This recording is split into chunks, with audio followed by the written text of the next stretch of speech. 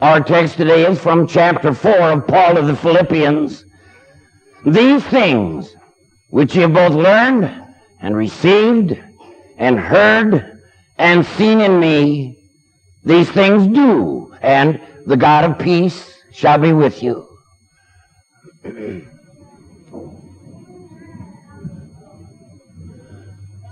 In a scientific study, Dr. Walter Calvert claims that only 8% of the things we worry about are legitimate worries. 92% of the worries are imaginary, never happen, or involve things over which we have no control anyway. Now, the problem I got with the statistic is, I never know if the thing I'm worrying about is in the 8% category or over here in the 92%. Paul has something better to offer the worrywarts of this world, which includes just about all of us. He says, do not be anxious in anything, but in everything.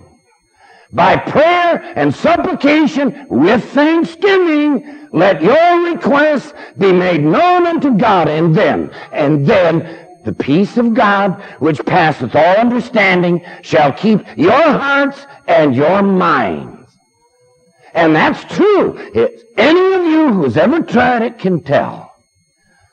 But how do you maintain the peace of God when, with all of the countless pressures that force themselves upon you every single day of your life?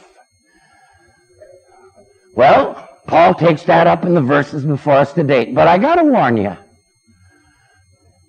you're going to be disappointed if you think Paul's going to give you some sage slogan that you never heard before, or some mystical formula for unlocking the secrets of your universe. Paul says, whatsoever things are true, whatsoever things are honest, whatsoever things are just, whatsoever things are pure, whatsoever things are lovely, whatsoever things are of good report. And he sums up all of the things that are true and honest and just and pure and lovely and of good report, and says, if there be anything virtuous, anything praiseworthy, think on these things. He doesn't mean keep them in mind, as if you could go around all day with lofty thoughts in your cranium, in dreamy contemplation, living in a fantasy world that has nothing to do with the real world in which you live. Think on these things means calculate them. The way a carpenter would take careful measurements before he began with the saw. Weigh them in the scales of your minds. Will the God of peace be with that which is phony, vulgar, prejudiced, filthy, ugly, and despicable? Or will the God of peace be with the things that are true and honest and just and pure and lovely and of good report? Well, you say, these ain't necessarily Christian virtues. Anybody can. You're right. You're absolutely right. Paul throws the door wide open and says, whatsoever things are true, whatsoever, whensoever, wheresoever, a thing is true. Not just religious truth, any truth, all truth. Think on these things. The Christian community does not have the market cornered on what is true and honest and just. The Bible says the Gentiles have the work of the law written in their hearts. Their conscience also, the meanwhile, accusing or else excusing them. That means that there is an absolute and universal standard of right and wrong, good and bad, what's beautiful and what's hideous, what's honorable and what is shameful. So that no matter where you go and no matter when you go it, some things never go out of style. Courage will always be better than cowardice, loyalty better than betrayal, and the life lived for others preferable to the one centered on self. Haven't you noticed this is true? There are people who do not believe a word of the Bible and have wonderful marriages, loving, lasting, devoted relationships.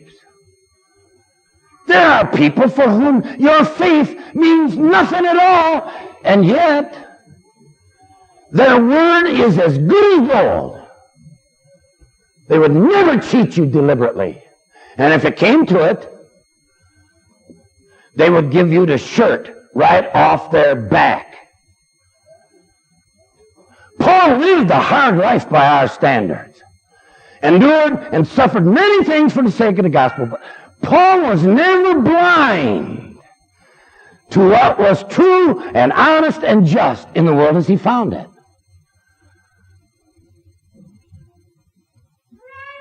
The city fathers in Philippi publicly flogged Paul and flung him in a filthy dungeon when he was a Roman citizen. Later, they publicly apologized, publicly confessed that they stood in violation of the Roman law of which they were supposed. It was hard for those guys to do that, but they did it. And Paul accepted that manly apology. There was a little boy. He went into the Roman fortress in the heart of Jerusalem to tell about an assassination plot on the life of Paul. And the commander took the child by the hand, led him aside, listened to the story, said, "Not on my watch, they won't," and escorted Paul safely out of town in the middle of the night. And I can't tell you a thing about that little boy or why he did it, except that child's act of courage will stand as long as this world does. There was a Roman centurion on board a sinking ship in a storm at sea, all alone. Faced down a mutiny among the sailors and then a panic among his own men to save Paul's life. And why? Well, that was his job and it was the honorable thing to do. There was a guy who really lived up to his name, Barnabas, which means son of encouragement. And when nobody else would go near St. Paul with a 40-foot pole, Barnabas threw his arm around a man's shoulder and said, "Hey guys, let me introduce to you a good friend of mine." And when young John Mark ditched out and deserted the others, Barnabas went looking for where the young man had crept away to hide, saw possibilities in the young man that I couldn't see, that he himself could not see, and he gave the man another chance. And because he did, we today have the gospel that bears the name of Mark. The influential people of Corinth flooded into federal court of Achaia to get Gallio to sentence Paul to death. Not in my court, you won't. And he threw them and he threw their case out of his court. Now, Gallio was not a Christian, not a Jew, not a Muslim, not a Hottentot. I don't know what he was. But he did the thing that was true and honest and just. Years ago, I met a woman who was the sole and only support of her aged and ailing mother. And in the last long months of the old lady's life, this woman was vigilant day and night at that bedside. And one afternoon I remarked upon the devotion, and I was taken aback when she turned to me and said, "You have no idea how empty I am inside." Running on empty! She did a noble thing anyway, and my hat is off to that woman. Now, this fallen world of ours is still God's world. God still loves this world. God's Son has redeemed this world. God has not quit on this world or given up on it. God still clothes the lilies of the field and feeds the fowl of the air. God still lets the seasons come and go, seed time and harvest, and summer and winter. God causes the sun to shine upon the good and the bad. Lets the rain fall on the just and the unjust. God still resists the proud and gives grace to the humble. He is still pulling down the mighty from their seats and exalting them of low degree. James says, "Every good and perfect gift is from above and cometh down from the Father of lights." And every bit of what is true and honest and just and pure and lovely and of good report, and I don't care where you find it, is a gift from the Father of lights. There are men and women out there who are dreamers, architects, engineers, who can see things that are not there, and artisans who can then build them so that we can see them too. Hands that write the music and the songs that cause our spirits to sing. Hands that have the healing touch in them. Rough hands, soft hands, hands that every day are doing things that are lovely and praiseworthy. It is wrong for us to view this world with suspicion, as though there were nothing of value at all to be found in it. Wrong to cloister ourselves behind the high walls of our mere beliefs. Wrong to start from home to work to the voting booth with a look of horror on your face, like the person who goes to an R-rated movie and then professes to be shocked by what was shown on the screen. Wrong. Wistfully to yearn for the good old days when God still did a thing right. Or obsess with the end of the age when God's going to blow them all away and just save us good guys. Wrong. To carry on in this world like a bunch of religious hypochondriacs, constantly feeling for your spiritual pulse, sniffing the air for pollutants, Oh my, I feel faint. I better go upstairs and lie down for a while. Fussy, finicky, touchy, easily offended, and even taken offense where none has been given. You're going to live in this world the way it is, not the way you want it to be. And you're going to encounter this world not on your terms, but on the world's terms.